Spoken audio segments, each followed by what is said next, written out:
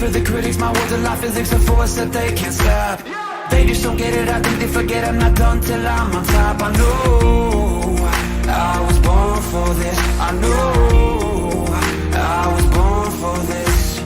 I believe we can write our story. Okay, everybody, it is Gary. I am back with Wise Leadership Solutions, Words from the Wise. Tonight is a Behind the Anchor episode, which means I am happy to have a shipmate, a teammate, somebody that I served with in the military on tonight. This gentleman is a retired United States Navy Master Chief Petty Officer. He served with me on board the USS George Washington, 2010 to 2012 timeframe. He is none other than Mr. Rory Bacon. Rory, welcome to the stage, brother. Hey, how you doing, Gary? I'm happy to be here, man. And be honest with you, I'm proud that you even had an opportunity to even have me on this podcast. So I'm very proud of that and happy that you even invited me on here. I've been watching your podcast, so I like the content so far. Oh, man, it is an honor. You know what? So the thing about Rory, before we even get into it too much, Rory was back in the day, when I first met Rory, he was a senior chief. I was a chief, and he was my section leader. I think we were duty section 3 The or best 6. duty section. The best Yeah, duty section. we were the best duty section for sure. We held it down. And Rory would put me up on a lot of game as to how to survive on that ship because it was a monster, right? Oh, yeah. How to not lose our mind, and then of course how to make rank, right? How to progress in that organization that we call the United States Navy. And so I hope we get to all that because we only got an hour of time tonight. So Rory, I want to get right into it if that's okay with you, bro. Yes, it is. So are we? Did you just want to talk about the ship life, or you just want me to kind of tell my story a little bit? So you said you want to start off with JROTC, right? And I wanted to Okay. hear about that. So tell me Yes. about, because Rory's from Detroit, right? So if all you Yes. don't know, Rory's from the D, right? Detroit. Yeah. And Detroit City. And Rory joined the Navy up what? Late 80s, early Late 90s. 80s. Yes, So I late mean, 80s. you was growing up in Detroit when it was something. And Oh, so, yeah. but then you was in the NJROTC program. You were telling me, which for me Right.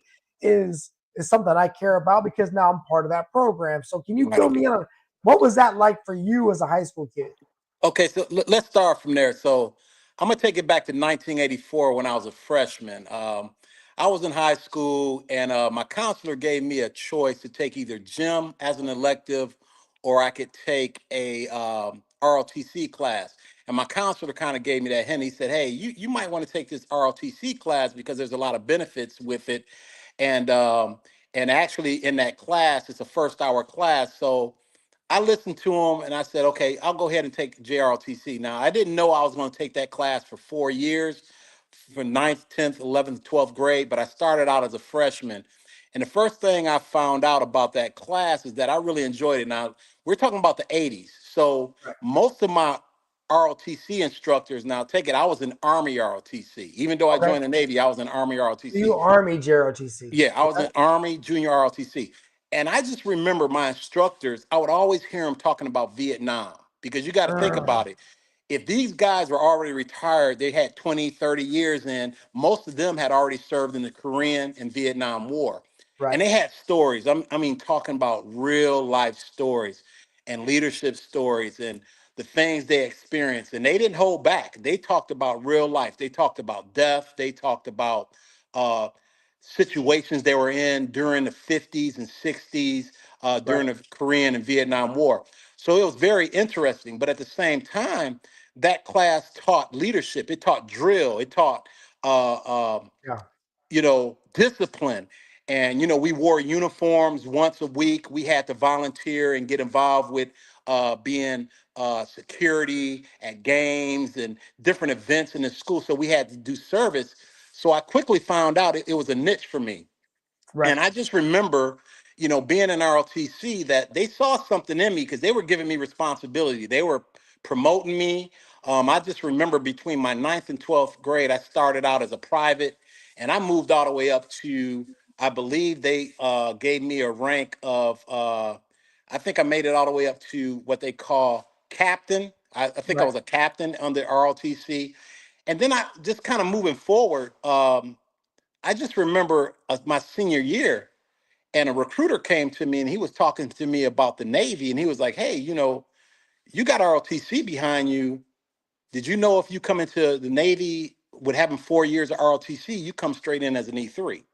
Right. So I was like, "Okay, that sounds good." So I ended up joining the Navy, and I just remember when I joined the Navy, I came in as an E3. Now I'm in boot camp, and the RDCs, they're looking for guys that already know how to do left face, right face, Right. about Right. Right. face, military drill, uh, military protocol, military bearing.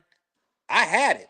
So they were Yeah. like, "Hey, man, we're going to make you what you call a squad leader right from the rip because you already know how to march." So they put me in marching staff. Now, I wasn't an RPOC, I wasn't a lead guy, but they put me in marching staff. So that right there kind of showed me that, hey, this time I had an ROTC in high school, it paid off.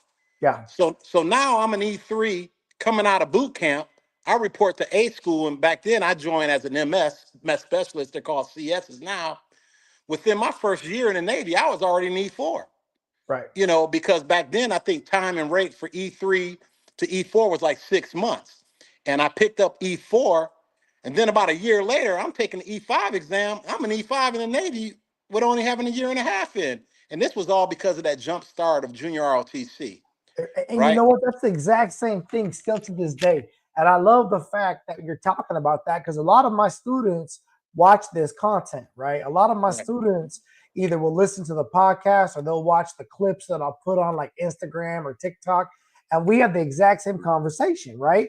Like right, it's whether you join the military or don't join the military, we're going to give you leadership discipline. We're going to give you leadership experience. We're going to expose you to conversation in addition to all the other high school stuff you're fit to get. But we're not going to come at it from the way of a typical educator. We're going to give you life experience from because you got me, you got an OSC who's been retired, been doing this ROTC thing for like 12 years. You got a retired LDO lieutenant commander. Like, so you're getting a lot of experience from us. And then, of course, whether if you do go to the service, you'll start off with that jump start. And if you don't go to the service, but you do that 4 years, putting that on your college application, they dang near gonna give you military experience because right, they know you did not have to do that program for 4 years. right, And by you being successful in that program, you're gonna have discipline. You're gonna know how to be on time. You're gonna know how to have bearing. And so all of that stuff that you're talking about from way back then, 100% still applicable to this day. yeah, And it really is such a great program. And but here's what I would tell you as a retiree or as an instructor, if you go to that program for the money, you're making a bad move because you can't do that program for the money, bro. right, Like right. I tell people all the time, like I do this program as my ministry. It's like my give back, Yeah, because thankfully I've made enough correct decisions through my adult life that I can afford to do what I want to do now as a retiree. I don't have to just go sacrifice my time for a job to go work for somebody being unhappy, right? right, right, Instead, I got to work with these kids. I get to invest in them and and spend my time there. But I feel bad for the guys that go there thinking they're going to make a bunch of money because you're not. right, And right, I tell them that at the gate because anybody that gets into anything with like public service, if you're doing it for the money, it's the same thing with the military, right? right, If right, you was in right. the military for the money, homeboy, Nah, you was tripping. It was not that good. nah, It nah. really, it really was not. So Right, you join the military, you come in as, for those of you that don't know, mess specialist, not culinary specialist, because it right, sounds good. right. Mess specialist, right? The That's guys that that's raised me, right. black shoe sailors, right? Yeah, They're the ones that prepare all the food for man. everyone on the crew. And oh, by the way, they're not just preparing the food, they prepare the morale. They're Oh the yeah. ones that make the crew feel like coming to work.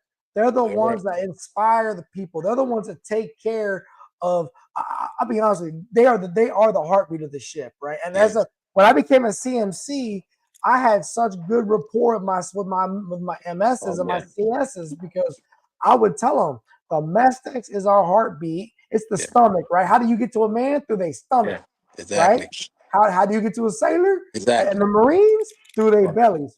And so Right. when you got to the Navy and you got involved with the cooking crew and you was down there burning some stew or whatever it Right. was that the energy that they were putting into you as a mentorship right off the bat? Absolutely. Well, the thing I can say is this: is that let me take it back. When I originally joined, I really didn't want to be an MS. Well, what we call a cook. Okay. Right. Back then, I wanted to be an MA. Now, Mm. if you go back in time, before the Desert Storm, Yeah. MA was not a rating that you could jump straight into. Right. You had to make E5 first. Right. Right. Right. Right. So Right. my whole goal was, okay, let me go into a rating that I have a good chance of advancement. MS rate was advancing, so I Yep. can make E5 and then transfer over. Right. But what happened during that time, I started to see I had a true passion for cooking. I Yeah. loved being in supply department. I enjoyed cooking, and then a master chief pulled me to the side. He says, "Hey, why are you running this request to switch over to MA when you're a good MS? You need to stick with this rate because as long as you make first, and that's really the hump, you're probably going to make chief, senior chief, pretty much first, or second time, third time up because our rate is wide open." And he was right. I Yeah. stayed with it. Uh, made E5. I made E6 in petty officer first class in probably 6, 7 years. I picked up chief in 9 years, and I picked up senior chief in 12. Hey, so Right, cooking, cooking. right, And right, when I right, say cooking, I don't mean right, like cooking food. I mean, bro was in the grill cooking right. them ranks up.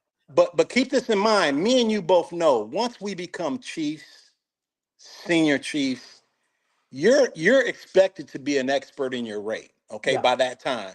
Okay, but you start getting involved with the bigger picture of leadership on a ship, especially when you're on the small boys. And whether you knew this or not, Gary, when me and you served on the GW together, the CVN 73 forward deployed Yokosuka, Japan, baby. Yes, sir. That was my first carrier.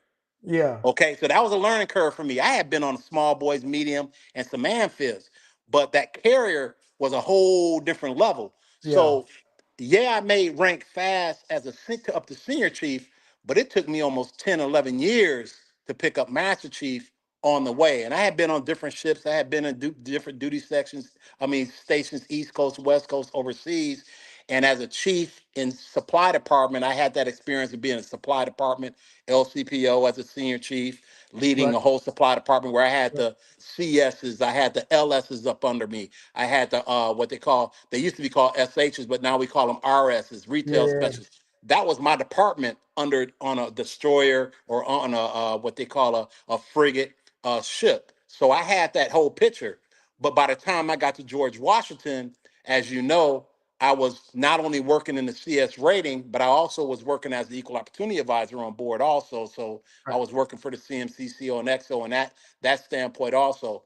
But the GW was my first large deck where as a senior chief, now I'm seeing the big picture of a whole ship, a Yeah. carrier. And as you know, like you said, we worked together running a section. As a section leader, you're basically the CMC of the ship when the CMC is not there. Yeah. So you have a lot of responsibility. And the memories that I have with you, and I got to talk about this. I had a lot of damage control experience coming up on small decks, wearing the red hat. But Right. when I got to the GW and worked with you, it was like it was damage control at a whole different level. I mean, that was the first time I was on ship, and we had what we call uh, the senior DSET, Yeah. that we were Yeah. responsible for training DSET and evaluating DSET. Yeah. You had us all over the ship. We were your eyes and ears because let's face it, you can't do it all that by yourself. No. That's 6,000 people on board, Yeah. right? Yeah. Numerous repair lockers, numerous damage control eyes and ears on the ship. That took me to a whole different level, and that's why I also when we go a little bit forward, I'm going to talk about how that related to my federal position after the Navy, becoming a damage control men and officer outside the Navy working for military SEAL command. All that experience I got off GW, I didn't understand how valuable it was with coming with firefighting, damage control, Yeah. repair locker training. Man, that training came right back to me, and it was very, very valuable. Hey, I'm glad to hear it. And I'll tell you, so GW for me was a pinnacle. It was my pinnacle as a damage control man. And then I went from there to doing the teaching at the schoolhouse and then going to the CMC program.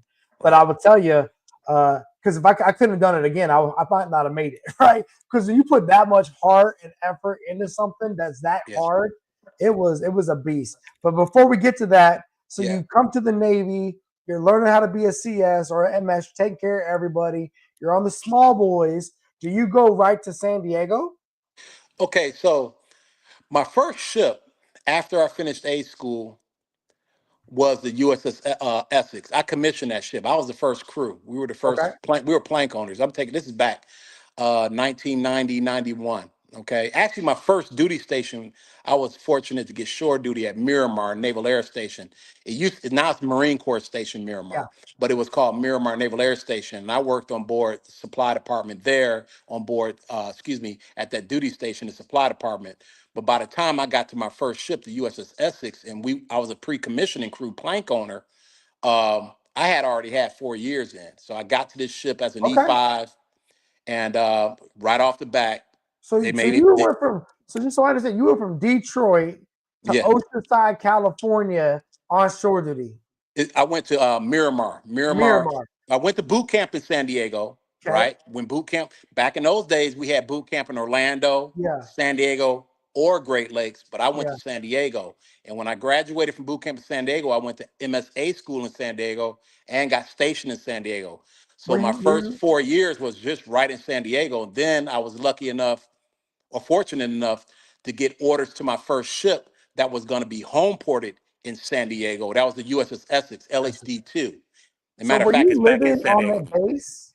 When Say you it were again. working at the galley, were you living on base? Like in Oh, barracks? oh yeah, I was living in barracks. I was living in Okay. barracks. I hadn't met my wife yet. I wasn't married. I was living in barracks, and by the time I went to my first ship, I was already married with a young daughter. I Okay. got married. I got married with a baby in my first 4 years in. You Okay. know? Yeah, Hey, yeah, hey, that's that typical Navy life right there. yeah. But SoCal, man. Well, how was Southern California for you coming from Okay. Detroit? For me, it was a great experience Okay. because here I am. I grew up in the inner city of Detroit. I've seen some rough areas, Yeah. Yeah. and rough environments. And I got to San Diego, and the first thing I loved about San Diego, it was a very diverse environment. People from everywhere. San Diego's a major military town. You got Yes, sir. 6, 7 bases right in San Yeah. Diego, not including Big time. Marine Corps. Yeah, So San Diego is definitely on its it own yeah, world. Yeah. and it's a melting pot of a lot of military and people from all over the world. So the experience was good. Plus the weather was great. Um, the cost of living, I didn't really feel it back then because I was a young sailor living on Yeah. base and eating at the galley every day. So I didn't really get hit with that cost of living until I got married. But by the time I got married, I was already in E5. My wife had a job, so we were doing okay. Okay. But So after the Essex, is that when you went to recruiting duty? exactly, and I think we Yeah, have that in common, right? we do. We Yeah, do. We did. And recruiting duty did it for me, it gave me some flair. It gave me some swag, right? Because I mean, I already had it because of what I came through, but recruiting just put that polish on it, right? Because you got around those NCs, those CRFers, yeah. and they were slick with it, man. Hey Uh, Gary, let me tell you this something, and I don't know if anybody ever told you this. I also had a chance to work at Great Lakes as an instructor, not an RDC. okay, And I used to run into RDCs that were wearing recruiting ribbons. And I used to right. pull them to the side and ask them this question. I said, "Hey, I want you to be straight up with me. You're an RDC now, you've done recruiting. Which one was tougher?" What do you think they told me? Recruiting, Eight hundred out of percent, the 10, I would ask that question, they would say recruiting. And they say, hundred this is the percent. reason why. They said, because in RDC, being an RDC, they're in a set regimen. Yep, They're following orders. They're in a yep, controlled yep, environment. yep, When you're recruiting, you're leading civilians, 100%. right? And it's a different ball game. They're not under the same Yeah. control as Hey, someone in boot camp. So I you look at understand, recruiters understand recruiters, right? recruiting is just like being an entrepreneur, right? You got to go out and find your client. You got to go out and market yourself. You got to market your product. You got to Right, market what you're trying to get across to somebody. And then you got to find someone to convince them that what you got, they're looking for, even if they didn't know they were looking for it, right. right? You got to open their eyes to the opportunity. And then you Yeah. got to connect those dots. But I will tell you, if you could do that well, you will be a phenomenal leader of humans Exactly. because that's leadership, right? Yep. Leadership is communicating with people why they're doing something. And if I can connect with you, if you do these things that I'm recommending you do, not only will you get the job done, but you'll get a bunch of positive benefit on the backside. And it's no lie, but you got to put that work in, right? Yep. You Oh, can't, it bro. doesn't just happen for nothing, Yeah. right? The longest hours I worked in any, I'm gonna say shore duty, recruiting by far. Yeah. Recruiting by far. It takes total commitment. And when you recruit somebody and they swear in, that's just half the battle. You have to stay committed to that person ships off the Yeah. boot camp. You They got understand to what I'm ship, saying? baby. They And got to and, and it, ship. oh, they got to ship, and that takes commitment. And you deal with a lot of adversity because along the way, that person might be in delayed entry for 6 months. Yeah. Okay, No, and you no. have Yeah. to keep that person trained up and ready to report to boot camp on time. And And it's not don't easy. and watch out for them to get distracted by some other life-changing event That that's going to cause them to want to no longer continue down the path they've already committed to, right? right, And, right, I tell the cadets, I'm like, look, let me tell you something. Being married is nothing but choosing to be in a long-term commitment with somebody that you're going to communicate with every day. That's marriage. And once you stop choosing to communicate, the marriage is probably going to struggle. yeah, But don't get confused. And that's the same thing with anything else in life. You commit to something, you've got to be communicating as to why I might want to change my mind or my plan. And when I learned that in recruiting, I got these deppers. And if a life thing would come to change their mind, I'd have to get in there real quick and be like, nah, nah, nah, nah, nah. We got to make sure that we got to keep focused on the end goal. Where are we going? You know, I might have had one or two that I said, you know what, you can hit the curb, bro. We out. You got to go. But for right, the most part, I was able to keep them focused. And then when I got back to the fleet, it made me almost lethal as a leader yeah, because not only did I have all this core just rugged potential, but now I knew how to listen to people. yeah, I knew how to focus them. I yeah, knew how to get in their mind, right, get in their mind a little bit and help right, make sure they knew what they were doing and why they were doing it. right, right. So when I went to recruiting, and I tell you this humbly, I was good at what I did. I on recruiting duty, the 3 years I was on recruiting duty in Detroit. My first year, I made recruiter of the year runner up. Yeah, Second year, I made recruiter of the year. Then the next thing you know, they're putting me in charge of 6 recruiting stations as a zone soup. And I wasn't a CRF or career recruiting force. I was yeah, just a regular boat, what do you call bag token recruiter with some skills. They put me in charge of 6 recruiting stations. I didn't like that too much yeah. because I felt I had more control just being a regular You did. recruiter and a recruiter in You charge of a you did. station. But once I 100%. became a recruiter of a Yeah. whole zone, I had 6 recruiting stations. And of course, the station that was failing was almost 3 hours away from my house, and I had to spend time there. Once I finished recruiting duty, they were trying to offer me to become a career recruiter, and I respectfully turned it down and Yeah, I said, bet you "Nah, were. I'm good. I'm going Yeah, back to the fleet. I I'm bet. going back to the fleet." Hey, Yeah, and kudos to you for going home to be a recruiter, bro. They offered me yeah, hometown recruiting, and I was like, yeah, hell no. I'll yeah, throw it all away. You send me back home. yeah, Put me yeah, somewhere I don't know nobody.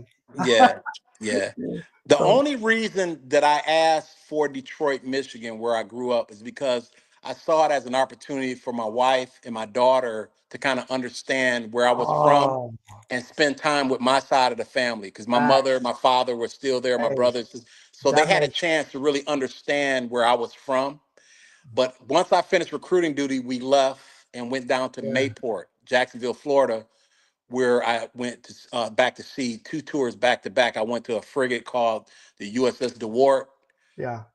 as a chief, made senior chief. And then I went to the USS Spruance. And so I did 6 years straight sea down in Mayport to kind of stay in that area. But then Yeah. after that, that's when I came to Japan and met you later So you on. got to go 6 years in the Mayport Mafia, the Yeah, Fig down there, which yeah, sounds like C6 City, right? I'm not even gonna yeah, lie to you, bro. I, yeah, I I've been on everything that floats in our Navy when yeah. I was at Right. ATG, right? I did them Yeah, all. But if I had to ever pick a crew, I always wanted to be on a LSD, LHD, or yeah, carrier yeah, because look, I struggle with the seasickness my whole career. I've been Yeah, taking the medication. It's just not a game, right? It's yeah, yeah, horrible. And yeah, I've been on those frigates and those destroyers, bro. When they get in some rough weather, you better batten down them hatches and hang on to something, bro.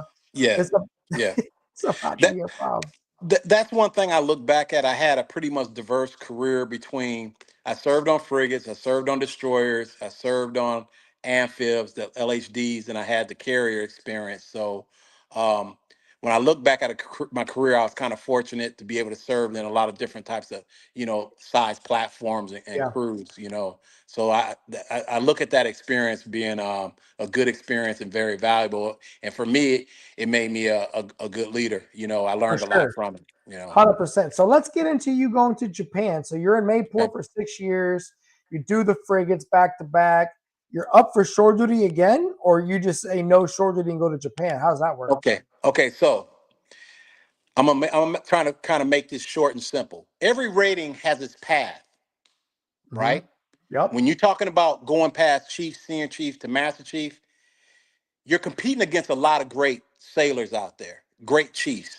You got great leaders out there in different diverse billets all over the world. But I started doing some research on my rating, the CS rating. Okay. And I started looking at I was a senior chief already. So who's picking up master chiefs? What kind of billets have they been in? I kept seeing carriers. Senior chiefs going to a carrier picking up CS Master Chief. So that right there told me, okay, if that's where they're picking up Master Chief, and I want to become a Master Chief, I need to go to a carrier.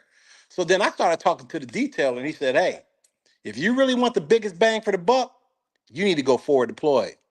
Hmm. And I said, tell me why. He says, because forward deployed ships, and it still ain't changed, they do 200 something days at sea every year. I don't care what type of ship it is. They deploy every year.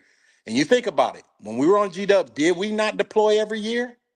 6 months. I mean, we did 6 months straight that one year, and We people deploy don't. every year, not Yeah, including emergency deploying for tsunamis and earthquakes. yeah, Okay, and we're going to talk about that. But the tempo is no joke. no Okay, joke. and we know Yep. that. Okay, um, and we also saw while we were out there on GW some of the hard experiences were sending family members home while we still had to get underway because they felt that it was best that families leave Japan during that time, and we know Yeah, what that was about. yeah, It was a lot of sacrifices out there. 100%. But but when you look at the picture of our Chiefs mess, okay, the senior chiefs that was on there that were taking care of business, right? How many of them retired as Master Chief? All of them, I'm pretty sure. Gary, I pulled a list that you had, and I still keep it because Oh it yeah, you keeps me know, I motivated. remember that. I remember I that. kept that list of all Yeah, your senior decade. They're all Master Chiefs now. yeah, And that's not by mistake. That's not by yeah, mistake. It is yeah, what it is. They're all Master Chiefs now. And yeah. guess what? About 3 weeks from now, I'm going to Master Chief Giles' retirement Right. ceremony. He's one of them. Yeah, Okay, he was retiring as a CMC. one But Bravo. we He we was were one we were Bravo. we were on your team for a reason, bro. Yeah, We were on your team for a reason. We were taking care of business out there. You see what I'm for saying? sure. Yeah. And those are good memories. Those are good memories. It was. It was the George Washington. When I first got there, I never forget, man. I got there and it was like the weekend before I got there, there was a Master Chief DC man, a Senior Chief DC man, and two DC Chiefs. And like they all left the weekend before I got there. So Hill came and picked me up from the airport and he was like, bro, if you want to talk to any of us, you got to come to this Hale and Bell tonight because we're all out. And they left Doherty holding the bag. You know what I'm saying? Joe Doherty holding the bag. And I didn't blame them because their time was up. They'd come through the whole kit, the whole swap. They'd come through the fire. They'd come through all the hell that had been because we were the crew that came after the fire, Yeah, and we had to build them into the crew that became the back-to-back Battle E winners, yeah, yeah. right? Right. But we had that captain man he was a menace, bro. That Yeah, dude was yeah, a yeah. and as a matter of fact, one of my favorite stories was the day of the earthquake that Tomodachi happened. Right, I had an alcohol related incident that day, and I got the phone call home like 5 o'clock in the morning. Hey, Senior Wise, one of your sailors got caught up by base security. And so you guys got an ARI. And, you know, back them days, you had an ARI. Everybody had to come in the evening and do DAPA training with Pecadesso. Remember Everybody. that? Where And Adrian, by the way, he's a Master Chief too now. I Okay. know, yeah. He was a Roger man, that. and he Roger was that. senior DSET, and he Yeah. became DCAT, right? Yeah, He was exactly. all that. Exactly. And I remember I worked till midnight that night on the day of the earthquake because we had ATG coming in on Monday. And remember, we were doing a GQ the day the alarms went off because the radiation was popping. Right. Because remember, we used to run two GQs a week on board that ship, Yeah. no matter what. Yeah. Yeah. And you know, I can say this too. When I found out as a section leader, you were in my section and we had the section together, man, I was so happy because I knew I was comfortable that if we had a fire on our section, or we Oh, were gonna be ready oh yeah. because you made sure we ran 2 drills every duty section, and we had duty section training. Yeah. I could count on that. I Yeah. said I ain't got to worry. Gary's got that piece. You understand what I'm Yeah. saying? I Oh wasn't yeah. worried about it. Yeah, Yeah. That was a yeah, hell of a time, man. I love that yeah. crew. You know, I got to that ship a chief petty officer. I left that ship a master chief petty officer 3 See, years later. yeah. Right. And And I'm yeah. gonna fast forward on this, and I'm gonna tell you something I was really proud of. And I'm gonna fast forward a little bit. When I retired, I had to come out to Norfolk because I had joined Military Sealift Command, and I got a call from Tundi Clark, I remember. and she says, "Matt Chief Bacon, I know you're retired, but I want you to come pin me." So I said, "No problem. I'll come in." And who's Yeah. there? I think you were part of her chain of command. We were in the same building, and I was Right, an instructor at the Surface Warfare Officer School. right, But she had been a CS1 on board George Washington, right, picked up chief, and then she was teaching just down the hall from me. right. MA Senior Chief, and by the way, she's a Master Chief now. Isn't she? Absolutely, she picked up Master Chief about 3 years ago. Nice. Oh yeah, but the point that I'm making is that here I come in and I'm looking at you. You're a command master chief. I'm a retired master chief. Tooney's picking up senior Yeah. chief. And the point that I'm making, these things don't happen by mistake. You see the potential of people along the way in your career. And then when you see them in that place, you're happy because you know the work they put in. Gary, I'm gonna tell you something about you. We used to joke about you, bro. Oh yeah. Because when you came on board, and you put together this plan for DC. We were Right. talking, man, he's gonna burn out, bro. He's gonna burn out. He ain't gonna be able to keep this pace up, bro. Yeah. You kept that pace up the whole time you were there. I was like, man, he ain't slowing down. We used to be chilling. So here he goes. Gary's gonna run another drill. He's gonna push another drill. You didn't slow down, bro. But guess what? You made us DC ready. We were Well, ready, bro. we were. And you know what else? I mean, I remember y'all be on the front porch of the Chiefs mess, right? And I'd be leaving. I'd go down there and get my grandpa because you got to remember, I had no other Chiefs in my division. I mean, Yeah, I had Greg Hightower for a little yeah, bit, but I yeah, was, I yeah. was, And I bless his was. soul, right? Bless his God soul. bless his soul, man. Yeah, no. I love Greg for who Greg was, right? But I was up against it, right? Mm, And looking back on it, yeah. that put me through it. And I remember one of my favorite memories was we were going through a training cycle, and I don't remember what it had gone bad, and I had the senior D set in the room, and I was like, "Help me! I need y'all to help me!" Hmm. And y'all was like, "Gary, we got you." And Yeah. y'all rallied the whole damn crew, and Yeah. we went through and we started kicking ass, taking names on them drills. Yeah. But Yeah, you remember also something that made us better leaders, because DC is everybody's responsibility. yeah. I'm putting that out there for anybody that's joining the Navy right now. DC is everybody's responsibility. All DC is going hands to save your responsible. life. Yep, Damage control is everybody's a going to save your firefighter. life. I Yep, don't care damn, what your rate is. Cook, that's it. RS, OS, IT, DC is everybody's responsibility. Let's make that straight right there. But the point that I'm making is that whether I was a CS, whether the person was a LS, you taught us how to write packages, Yeah, real packages. yeah, You delegated that out. You made us learn how to write packages, bro. yeah, Right? So that yeah, made us better at understanding DC. Because once you start learning to write packages, you're learning the big picture of how to yeah, contain a fire, right? yeah. The rest is history, bro. I'm just It telling you, was. I ain't forgot none of this. You see what I'm It was. saying? It was so when you left the George Washington, you were a Mhm. master chief, Right, right? And you went to Hawaii after that, right? So right. looking at your tenure as a chief petty officer, because did you retire in Hawaii? Yes, I did. I retired, and that's. Let me tell a quick story about that. All right. Okay. So I'm in Hawaii, Master Chief, Joint Base Pearl Harbor Hickam. I'm Supply Department LCPO. So I had all the cooks, I had all the LSs, I had all the RSs. We had the galleys and we had all the living quarters. That was my Right. responsibility. Okay. Not alone, we had a couple other bases that we were responsible, satellite bases that were responsible under the command of Joint Base Pearl Harbor Hickam.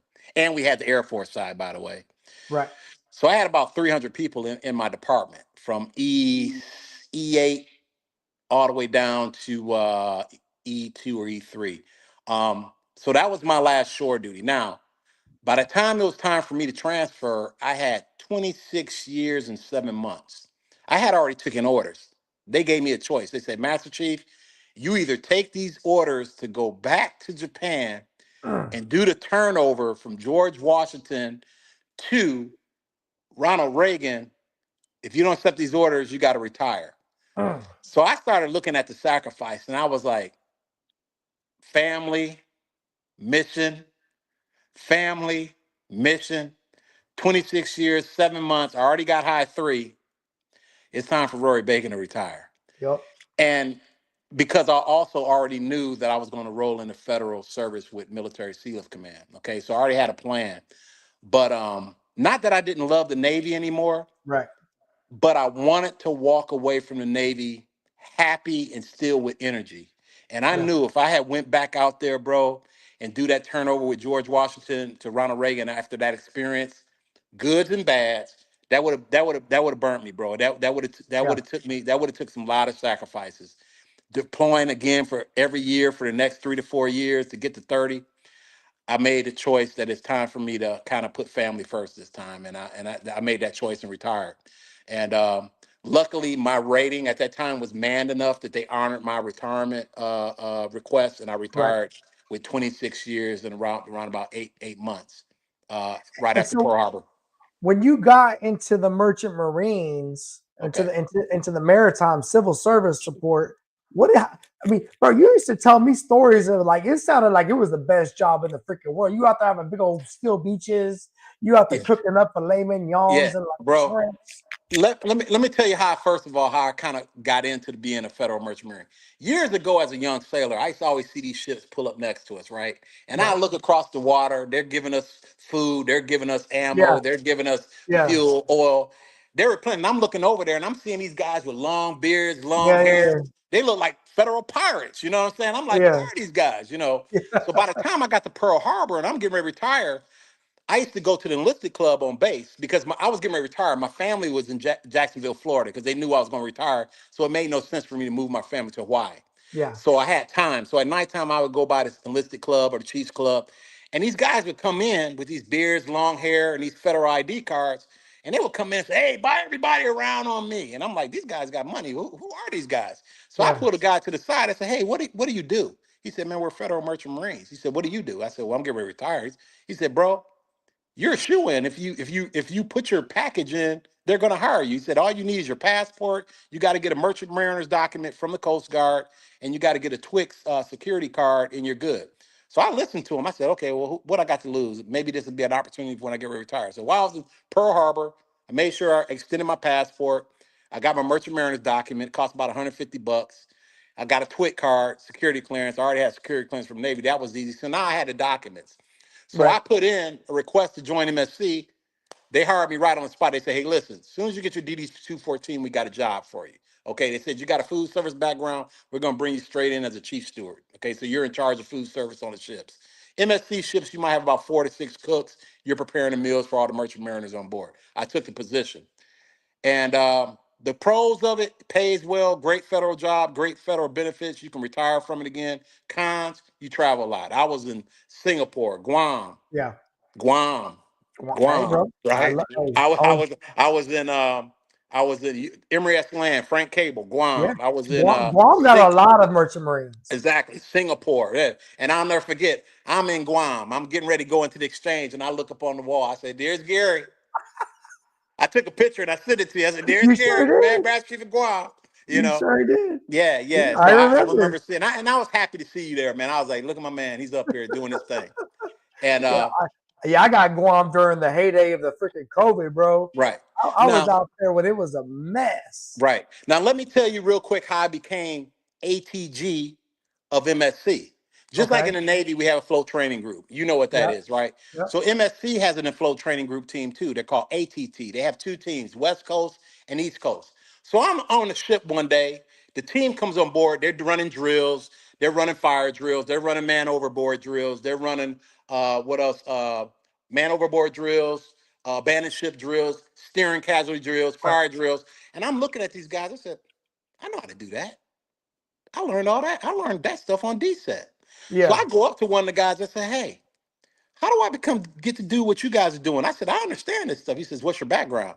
I said, "Man, I was a master chief in the Navy and I was on DSET on numerous ships." He said, "Put your package in." I put Yeah. the package in. About 6 weeks later, I got a great endorsement from a guy named Gary Wise, Yeah, I remember that email. and Yeah.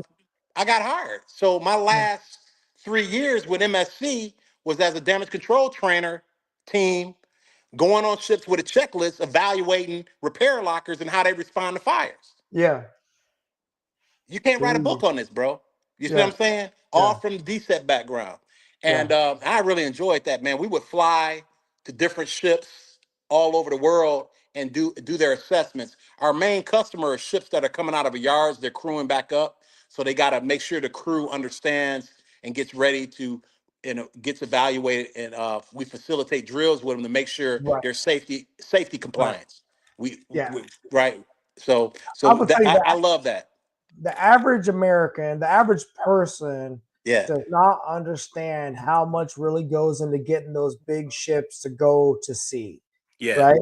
And then Oh to yeah. imagine being on an MSC ship with only an eighth of the crew Right. because you're relying upon automation or you're relying upon machinery or equipment.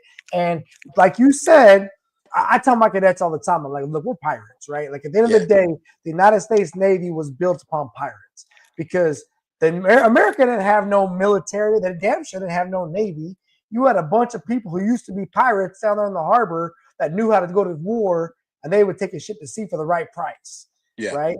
And Yeah. when you look at a lot of the MSC bubbas, they're very similar mindset. Like they're Navy, they're independent, they're proud of what they do, but they're gonna fight a fight to stay alive, but they're gonna fight it probably by the skin of their teeth and the sweat on their brow because they don't got a billion people to support them in the fight. And so I know they've got to have an independent streak a mile long inside of them to be able to handle that because it's all good till it ain't, All right? right. It's all All right. good till it ain't, and you got to be able to handle that. And I've been through enough casualties on the ship to know, like the carrier. The one good thing about the carrier was we had just people. We could throw like Yeah. a problem, right? Yeah. Like it Yeah. broke my heart when I watched like the boxer burn to the water line, or the bottom of Shard, Yeah. when the Yeah. BHR burned up, or like when these other ships in these fire. That kills me because I know how hard it is and to want to go out there to fight. And I can only imagine what it was like for you guys out there on those big decks. Those are big ships. Yeah. They're not small. Hey, Gary, let me share this one with you, right? Again, importance of DC. The first ship that I was assigned to with MSC as a chief steward, okay, is a brand new construction out of NASCO Shipyard, San Diego, California. We were the first crew. So this ship was going to be home ported in Norfolk, Virginia. So once the ship was built, this is what they call it. It's a new class of ship called an ESB, okay? Expeditionary Staging Base, the USS Puller. They're Mhm. building them as we speak. They're basically expeditionary staging bases that do what they call amphibious ops. They have a helo deck and they have an amphibious assault deck, and we take special mission crews all over the world on these things. They're huge, Yeah. okay? And they also deploy a Navy detachment on board. But we're the first crew on this ship, MSC employees. So our job now is once the ship is built, we got to take it all the way around the Horn of South America to Norfolk, its force duty station out of San Diego. We couldn't go through the Panama Canal because it's too big. Mm. Okay, they're making the Panama Canal bigger now for large oilers and stuff to come through there. But at that time, 10 years ago, it was too small for us to go through this. So we had to go all the way around the Horn of South America. Now, any sailors watching this video right now, if you ever been around the Horn of South America, that's some of the roughest waters because you got 3 oceans connecting down there. The Yeah, tides are crazy, the currents are crazy. So yeah, we get caught in these tides. They were so strong, and this ship is huge, that it cracked part of the forward hull. Now, this is a brand new ship. We're taking right. in water, bro. We had to go into emergency dewatering to keep that ship stable till we could pull into Brazil and get repairs. But we went into emergency dewatering, okay? And it was a scary situation, bro. I've never seen a ship that big get thrown around by waves and current my Hey, whole career. I had never seen seas that rough. I emailed my wife home. I said, "Hey, babe, pray for us. We're in some really rough seas." That's probably the roughest seas I've seen in my career. But we made it yeah, there safely and got the repairs done and got the ship to Norfolk, Virginia. But that's a story that experience that I won't remember. How again damage control came into play, and we were able to keep the ship dewatered so we could keep our what do you hey, call it, our ship the stable. You know what stability I'm and saying? buoyancy locked in, right? Exactly. And I will tell you that again, the MSC team, the Merchant Marines, they are the truckers of the high seas, right? And when the trucks don't roll, the food don't move. Look, Yeah. logistics wins wars, right? Right. And Right. those merchant marine vessels are 100% logistics and force multipliers. Right. And yeah, I think that was a very interesting way to spend your retirement years because Yeah. you Yeah. retired from the Navy, and then Right. but it's almost like, but that's almost the equivalent of like a special warfare operator going to be a contractor, right? Right. Like Right. you go into that space is where a lot of us will look to for a quick lateral conversion of using our skills into a space that needs Right. them, Right. right? And oh, by the way, they're having recruiting problems too, just like Yes. anybody else, because they don't get Right. all the sunshine of the United States Navy, Right. right? They just kind of are this unsung hero. But if you know someone and you got an in, you do know they make a lot of money. But it's Yeah. like you said, it's a lot of travel. You're going to be away from your home a lot. Right. Right. And So so, if I could say this is that, and I'm putting this out there for anybody that watches this video and that merchant marine thing is kind of ringing a bell. If you are interested in that, the way you can look at that, just go to MSC now hiring. Just Google MSC now hiring, and it'll tell you the process. I recommend this type of work for someone that can live a life that wants to serve because we are the supply net for the Navy, Marine Corps, and other branches of service. We do all logistical support, but it's a job that you have to sacrifice and travel a lot. If the military may not be your cup of tea, but you kind of want to get into something that supports the military, it could be a good career for you. So again, take a look at it. MSC now hiring, and take a look at what the requirements are. and just something else to think about is if we go kinetic, especially in the Pacific, they don't give a damn if you an MSC ship or not, That's right? true. You That's are a true. gray floating hole with the Right. USS flag on it, and Yeah. they are gonna, and the way it goes. So Right. just understand that you knew the job was dangerous when you took it, Yeah, right? exactly. And it can go from Exactly. being a flooding situation, or it could be missiles inbound brace for shock, baby, and then you go from there Oh yeah. because it's just, uh, like I know that unfortunately there is going to be a day where there will be surface to surface combat, unfortunately, It hasn't and been one in years, but it's coming. I'm not trying to scare nobody, but my Nah, own perception, we're not building all these assets just to play with them. And they're building a lot of Navy. They spend a lot of money on Navy assets. Okay. I will tell you, I've never played one war game where there wasn't some really, really, really impressive naval battles that happened real quick, and then everyone said, "All right, whoa, let's stop," because a lot of people just died, Right. right? Right. Because, but at first, people gonna go guns fired, guns a blazing, right? Right. And it takes a few rounds for everyone to realize like this is serious, and we need to stop. And Right.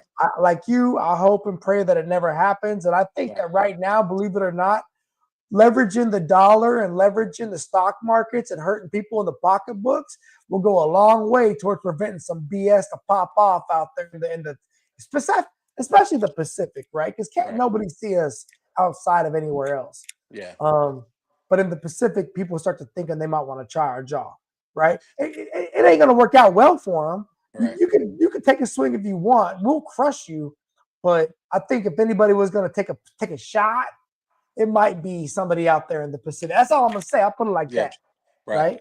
right?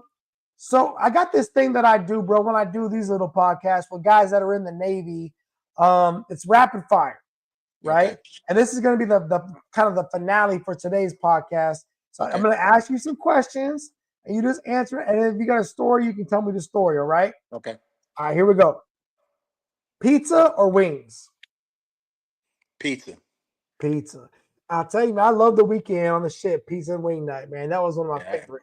Yeah. Hey, all right. So, would you rather have birthing cleaners or the worker party? Working party. I'm about to say because the CS that ain't really fair though. That's MS. No. You ran the worker party. I don't want to be trapped down in the berth. I'd rather be on working party where I can talk and have fun with people. Yeah, for real. Oh, you know my favorite worker party spot was to be in the freezers, Yeah. right? Be in the freezers, cold as hell, and up in that Oh, joke. you bringing back some memories now. Oh Lord. Be so cool. Okay, De Niro or Pacino? Say that one more time. De Niro or Pacino, actors. Oh, bro, De Niro. De Niro, really? Yeah, Robert De Niro, bro. That's my Okay, boy. Robert De Niro. All right, brother. I love him. I love him in Heat, the movie Heat, and I Yeah. sure love him in Godfather too. Yeah. Okay. The Godfather, I got that. Okay, so out of your entire career, did you have a favorite duty station?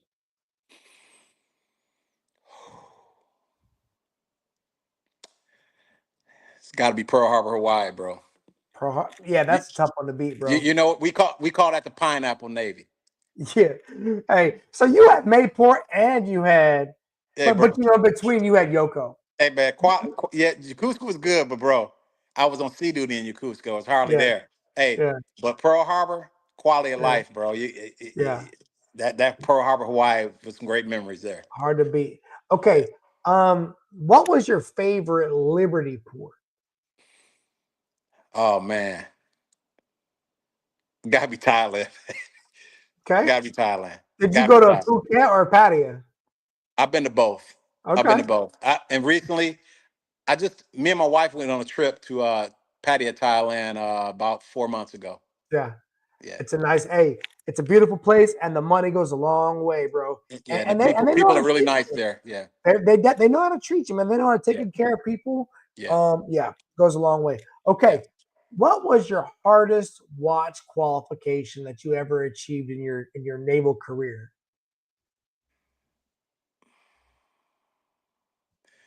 Surface warfare. Your ESWAS pen? Yeah. Now, I got ESWAS qualified in 1993. Okay. This is during a time where cooks.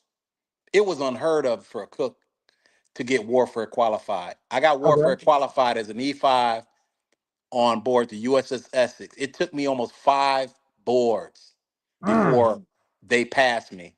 yeah. Okay, Okay. it wasn't okay. It wasn't no cakewalk, bro. You had to go down to Okay, that steam plant, huh? bro. I used to work 14 hours in the galley, breakfast, lunch, and dinner.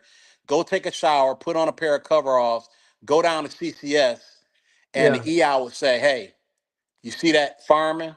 Go start walking through the engine spaces and draw everything you see and come back and tell me what everything is, from the DRT to the atomizer to lighting off. Tell me what it all is, okay? Yeah. Oh, yeah. I get it, The man. damage control senior chief, walk me through the ship and tell me where every station is at. What is this? What is that? I mean, it was crazy, I, bro. I get it, man. Yeah, yeah, So my first ship was USS Bellawood out of Sasebo, and I was undesignated fireman. So I stood watching aft main machinery room.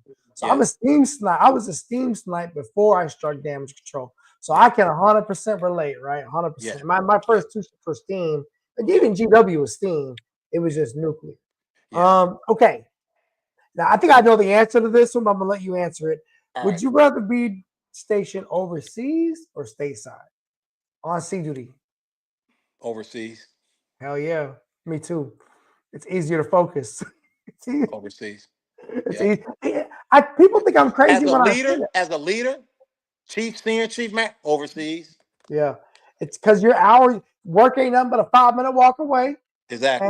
and the amount of time you spend on the boat anyway is crazy. Yeah. Yeah, and the minute we get underway, we're in the middle of the stuff, Yep. right? Remember, Yeah. we got Russian bears shadowing us. Exactly. It was wild. Yeah, Yeah. Yeah. yeah, for sure.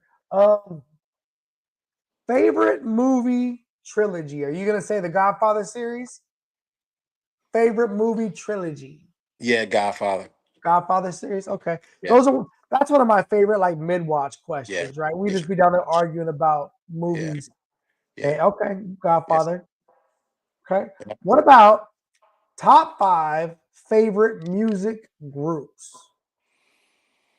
Okay. I'm from Detroit. Uh-huh. So, I grew up with the Motown. Motown. Yeah, yeah. So, top 5 got to be Temptations, Mm.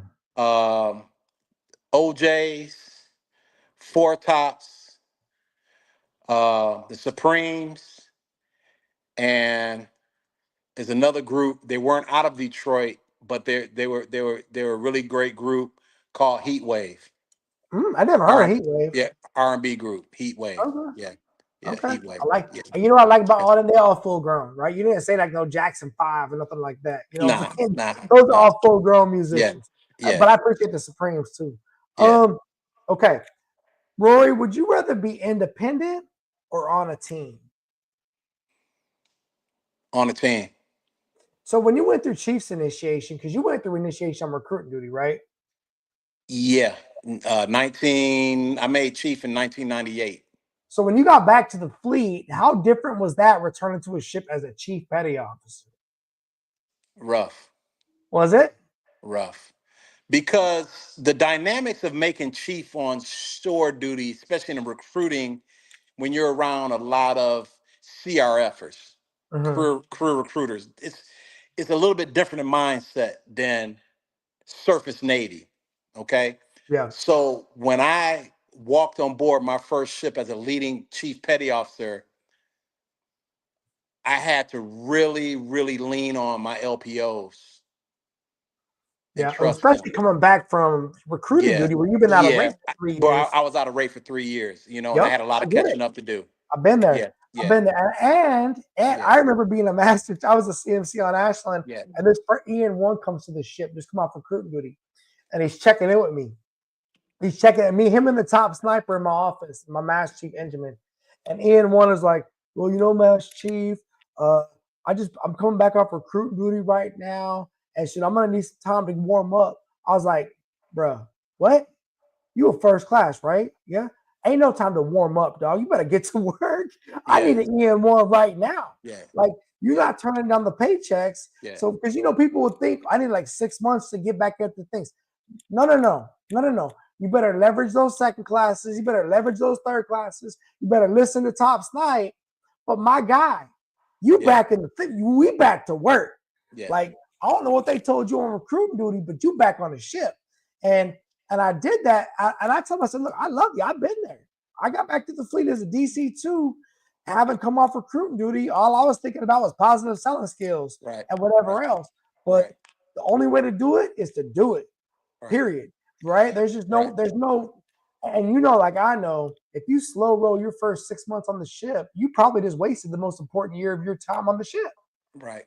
Your Right. first year is most definitely going to be your best time to make an impact. Right. Your second year is where you really get to the top, and your third year you're typically hanging on for dear life because people are changing out around you, and they all telling you jacked up. Right. You're just trying to hang on Right. because none of us are ever perfect, right? None of Right. us are ever perfect. Right. Okay. Do you have, Rory Bacon? Do you have a personal leadership philosophy?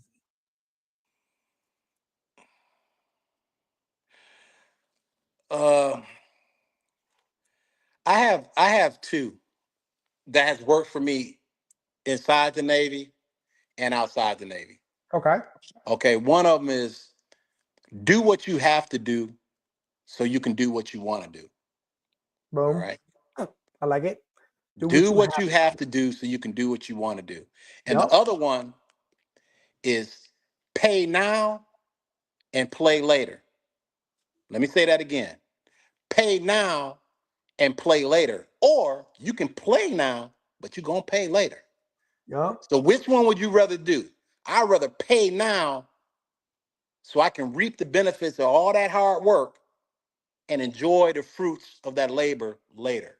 And Well, that and goes, you know what yeah, it is with that second one, right? Is people lack faith that the play later is going to be there, and right. so they worry about, oh my God, if I don't play now, I might never get a play. And what they fail to realize is, and I believe this from my own 47 years on this earth, is I believe we're the happiest when we're actually doing things that are hard, Yeah. right? And some of my favorite times in my life have been some of the most challenging times. And even when I'm like got the opportunity to play later, I'm truthfully kind of bored. I'm Right. like, it sounds good to play later, but it's Yeah. like I kind of want to start cooking something else up in the kitchen because I need something else to grind on because I'm afraid that the momentum's going to slow down and I don't ever want this thing to stop, right? Like Yeah. I love looking for new opportunities and looking for new hills to climb and then Right. and sharing that energy with people around me because that's Yeah. life is worth living, bro, until the day that I can't walk around on my own no more. Then I hopefully I look. And so and I think I tell my students, so I love that theory, and I strategically chill, Yeah. right? I will strategically take some time. Like today, I was in my pool in my backyard for like 2-3 hours just chilling. And I was talking with my mom, and we were like just brainstorming on some stuff. We were just kind of just, I was working, and she's like, Gary, you really need to decompress. I'm like, that's what I'm doing right now. I'm in the Yeah. pool, but I'm also still grinding Yeah. because, man, I sometimes I feel like we all we got, and the only way I can keep it going is to, and then I have to have faith that the play later there are going to be opportunities, and then you have to give yourself permission to play, Yeah. right? You have Yeah. to give yourself that permission to play. Okay, but though those are both great, I know those are gonna my students are gonna love that. Okay, so in our Chiefs mess, right? Hmm. We had deck play leadership, institutional technical expertise, professionalism, character, loyalty, active communication, sense of heritage, right? That's my I'm big on the Navy Chief stuff. Hmm. I'm a surface sailor, I'm a Navy Chief. I made Chief in '06. I know some people say what they want to say, but I've been in messes that did phenomenal things. Out of the dip class, which one's your favorite? I would say you said the active communication, Uh-huh. active communication, That's it. active communication. And I learned that. I look back at GW and I got to speak on my brother Marty King. Okay. Yeah, speak on him. I got so much total respect for him. All right. And you know how you learn from all your leaders? Hmm. One thing I learned from him is active communication, especially being a section leader. Because I remember those days where something happened in my section that I didn't think was a big deal. Yeah, And he would, we had, me and you had, we were already at home chilling.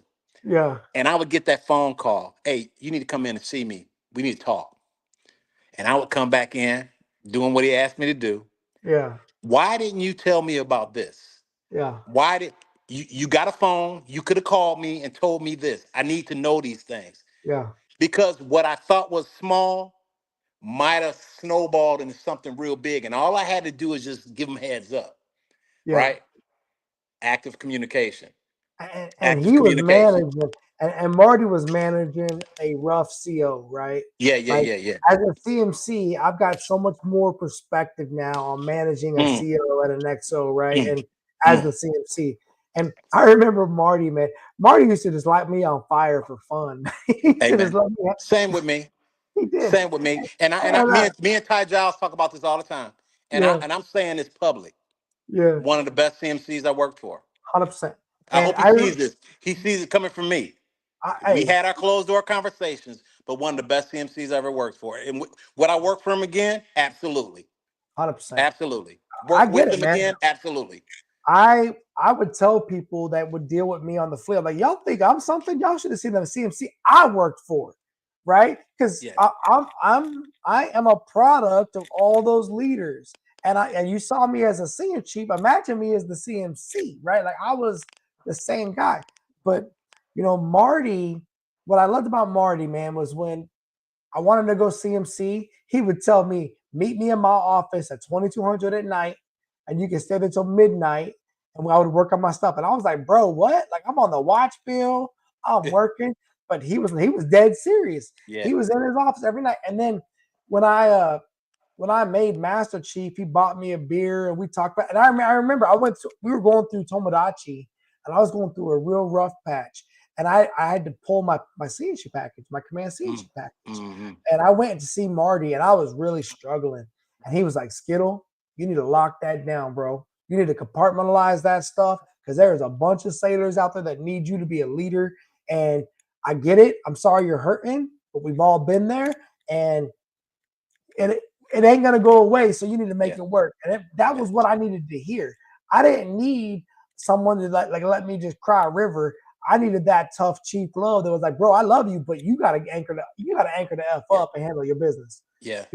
And that's what I needed. And to this day, without a doubt, he is top tier for me. I could only imagine what his life was like being the CMC to that crazy man. All right. Okay. Would you rather lead or follow? Gary, you already know. You already know. Lead. Yeah. You already know. And I want to add to this real quick. Y'all got to understand. Anybody watching this? I made Chief back before they had CPO 365. Okay. Way back. Yeah. Way back. Yeah. My whole thing was the leaders. They're going to rise to the top. They're going to show that attribute. They're going to show it. It's not always just taught.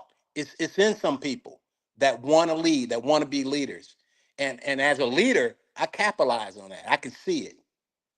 And I believe in CPO 365, but I made Chief before they had CPO 365.